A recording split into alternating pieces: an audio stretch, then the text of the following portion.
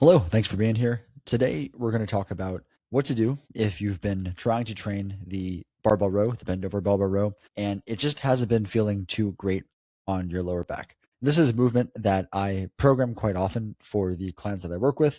But for many people, when you first get into it, it just doesn't feel too great, at least unless you take the proper first steps. So, as always, here's the plan for the video. We'll talk about, how to do the barbell row, because obviously that's somewhat pertinent to the conversation here. We'll talk about what muscles are trained by the barbell row, because as you'll see down here, that also is going to be quite pertinent to what we're talking about. We'll talk about why the barbell row most likely doesn't feel too great on your lower back. And understand, I'm going to bring this up again later. There is always the possibility that there is some sort of specific particular case that is occurring with you that is going to be different than what I'm going to bring up right here. But if it's not feeling too great and you're not sure why, the topic of discussion that I'm going to talk about here is going to be the best first place to start. We'll then talk about what to do about it, your progression patterns, and other options apart from what we're going to talk about there. So there's a lot of variation with how you might want to do the barbell row. That's going to depend on the weight you're using, the sort of specific anthropometrics of your own body, like your height, for instance, and if there are certain specific goals you want to get out of the exercise. So there's no one right technique to do this exercise, but basically some of the things that you want to think about that's going to apply to most people is going to kick your hips back as if you were closing a car door, and you're going to bend over in that fashion as opposed to bending over just by falling forward. Your knees should, in my opinion, stay right above the ankles or go slightly back. That's also going to depend greatly on how much weight you're using, because the weight you're using is going to shift your center of balance, either forward or backwards. So, wherever it's going to have you more balanced is going to be the right answer there. And then from there, you're going to try to keep everything nice and still from all the way down your spine to your hips and your legs so that you can pull and really focus on the pull through the upper back here. Now, perfectly okay if you're bending a little bit at the hips or the back as you do this movement, and there are plenty of reasons why you might want to do it in that particular way. But as the sort of baseline technique, that's what I would say. So click into this video button-ish area, but wherever feels most comfortable for you is really the right answer. The main idea is that there is a wide direction of pull that your elbows are experiencing as you do this. In other words, your elbows aren't staying close to your body as you do it. So here are all the muscles that are responsible for actually moving the weight. So when we talk about what muscles are actually active during the barbell row, I'm going to split this up into the muscles that are responsible for moving the weight, and then the muscles that are responsible for keeping everything stabilized so that you can effectively pull the weight without distraction from somewhere else. For our purposes here, it's not necessarily worth the time to get into the detail of what each individual muscle here is doing. But basically, we can say these are the muscles of the upper back of the shoulder, and front of the arm, like your biceps brachialis, and some of the forearm, and obviously all your grip muscles. Those are going to be obviously more of like a isometric stabilization kind of function, but they are obviously being trained as well. What's more pertinent to our talk right now are these muscles right here. And this is a bit of a gross simplification, you could say, especially when I say spinal extensors. There are numerous muscles that are responsible for this sort of spinal extension action, meaning that your spinal extensors are going to extend your spine, meaning they're going to bend your back backward. You can think of it as the sort of opposite of what your abs do. And in a bent over barbell row, when you're in that bent over position, gravity wants to pull your spine forward and bend it forward. So they act opposite that. They meet the resistance of gravity in order to keep everything nice and still so that you can have a more effective pull. But they're not working through a range of motion. They're working to stay still, to fight motion and not create motion. And the spinal extensors are going to do that all along the spine specifically. And then obviously the hamstrings and the glutes are working in the same way, where they're not creating motion, they're not moving the weight, but they are very much active in terms of holding the hips in the specific position and to stabilize in that area. Now, again, the claim I'm going to make here is a pretty gross generalization. There's always the possibility there is something a bit more specific going on with you. No way for me to know that without knowing you specifically. But for most people, in my experience, or at least the best first place to start, if you're unsure where to start, is with this concept right here. So whenever you have a movement in which there are numerous muscles that are required to perform at a decently high level in order for the movement to be executed, there's always going to be one muscle that is the weak link in the chain. And oftentimes, if something like the bent over barbell row is not feeling great on your lower back, the likely culprit, at least the first place to investigate, is that the spinal erectors, the muscles along the back of your spine that do the opposite of what your abdominals do, is the weak link in this movement relative to, let's say, the muscles of the upper back that we talked about, the glutes, the hamstrings, and all that other stuff. So in other words, a given weight at a given number of reps that you're doing might be very much appropriate for the glutes, hamstrings, upper back, rear delts, biceps, all that sort of stuff. But it might be too much for the muscles of the lower back, and therefore the stimulus is exceeding their capacity. Ergo, doesn't feel good. And if you think about it, most people will dedicate specific training time to the muscles of the upper back, to the glutes, to the hamstrings, to the arms, all that stuff, but not necessarily to the muscles of the lower back. Moreover, there has been this sort of pervasive narrative, and this has been perpetuated by people who work purely in fitness, as well as a number of healthcare professionals. I mean, most of these sort of beliefs are imprinted upon people by encounters with healthcare professionals. The spine and the lower back and stuff like that is somehow more fragile than the rest of the body. I've covered that in greater detail in other pieces of content that I've created, other articles, other videos. So I'm not going to go too much into detail there. But the main thing to get down here is that the structures of the lower back, the bones, the muscles, even the discs, are all capable of adaptation. And if you apply the appropriate load at the appropriate dosing over a prolonged period of time, their capacity to loading will improve. They will become stronger and, for the most part, more resilient to injury and things like that. So all that to say, if bent over barbell rows are not feeling too great on your lower back, the first place to really look for most people is just to get the muscles of your lower back, those spinal erectors, to catch up to the rest of the muscles that are involved in this movement. And now, just to sort of hammer down this point, because this is something that I think trips a lot of people up, largely because of those sort of beliefs we talked about before. Part of the reason you would ever select the barbell row as an exercise you're going to do is to train the muscles of the lower back. Like, that's a goal here.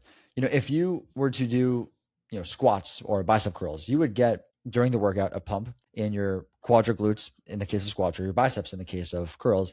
And the next day, if you trained sufficiently hard, you might feel a little bit sore. The same thing is going to be true for the muscles of the lower back. So if you feel that and you feel somewhat sore the next day, it doesn't mean you caused damage to your lower back. It means that the muscles are sore the same way that your bicep gets sore. I mean, and I'm not necessarily, one to say that soreness is an indicator of a good training session having been done.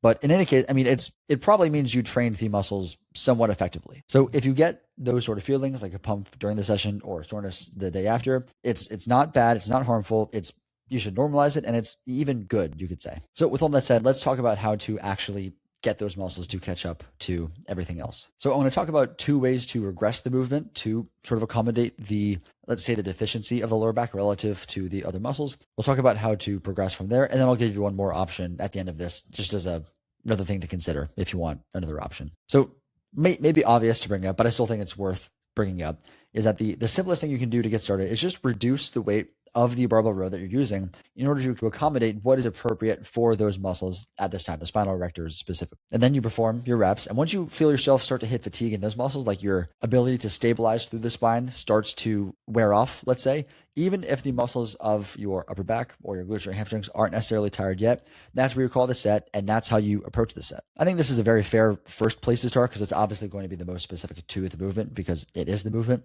If you are going to try this strategy first, I would recommend adding a pause at the top. I mean, let's say something like 3 to 5 seconds, because that is where the most tension is going to be felt by the muscle of the upper back, because when your elbow is sort of parallel to the ground, there's going to be the longest lever arm placed on the muscles of the upper back, and therefore any given weight is going to feel heavier in that position than it is going to be at the bottom. Another option to regress this movement is with dumbbell tees. So as I just talked about, if you're using a barbell and you're at the top of the movement and your arms are parallel to the floor as opposed to perpendicular, the weight's going to feel heavier because the lever arm, the distance from the weight to the muscles of their back is longer, and that makes any weight feel heavier. Sort of like if you're holding a broom in one hand and you let the broom and the broom is pointed towards the ceiling, you let the broom sort of fall forward more parallel to the floor, the broom's going to start to feel significantly heavier as it gets closer to that position. So with a dumbbell tee, you're functionally in the same exact position where you're bent over in the same way, your glutes, your hamstrings, your spinal erectors all have to work in the same way. You're going to work the same muscles of the upper back. Mostly there is some difference, but you're taking the muscles of the arms for the most part out of the equation. That much longer because your arms are, did not mean to go that way. Okay, I'll talk about right here actually. So because your arms are straight, the lever arm is that much longer than it was before. You're not going to be able to use as much weight as you would be able to with a barbell. Therefore, this weight is going to feel more appropriate for the lower back just by way of it being less weight, and also appropriate for the upper back because the lever arm is much longer. So it sort of evens things out. You can think of it as. So just click on this video now. So same thing where you're just sort of bringing your arm to the side in very similar fashion as you would in a barbell row, but much less weight. So the stimulus is very much evened out across the whole chain. How to progress all this stuff. So really progressing from here, let me back up. You should regress these exercises down in terms of the weight or the technical modification if you're using the dumbbell T, down to a point where you find your appropriate starting point, meaning you are able to, let's say, do 2 to 3 sets.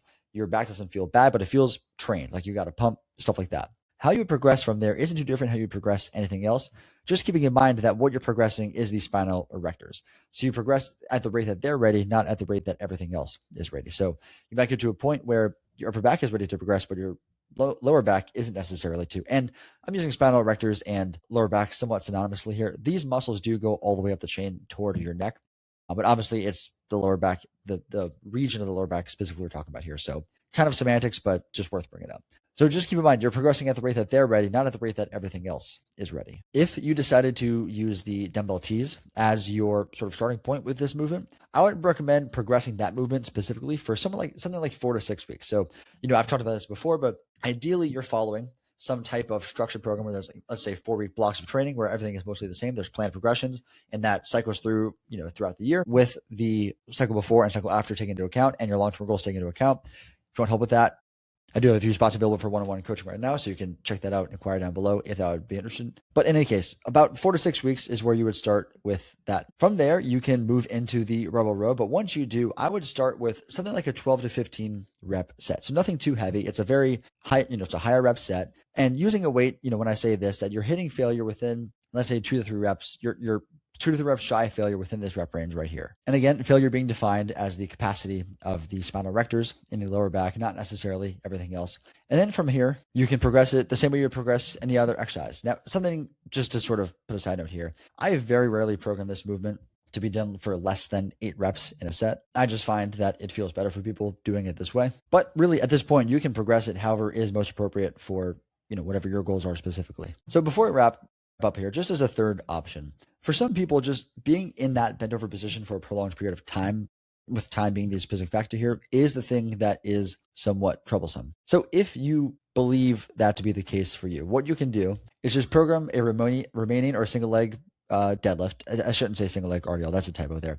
In any case, any sort of deadlift that looks something like this doesn't have to be too in the weeds of what the differences between techniques are here. Use a somewhat lightweight and pause for about 3 to 5 seconds at the bottom of each rep. So functionally, what we're regressing with this movement is not necessarily the weight being used, but the time being spent in that position. And now, if you want to use this type of training to get better at or more comfortable with barbell rows in your lower back, like that's the specific thing you're using this for, I would progress this movement by progressing the amount of time you spend in this pause position until you reach a point of time where it's about the time you would spend during a set of barbell rows. And no right way to do this, but you can use this as your starting point if the T's or the barbell rows didn't feel good, as talked about before, or you can use it in conjunction with them, whatever you want to do, whatever you think is going to be best for your situation. So with that said, hope you found that somewhat helpful, interesting, or somewhere in between. If you have any questions, comments, or concerns about anything I talked about throughout this video, do not hesitate to comment down below, and I will get back to you as soon as I possibly can.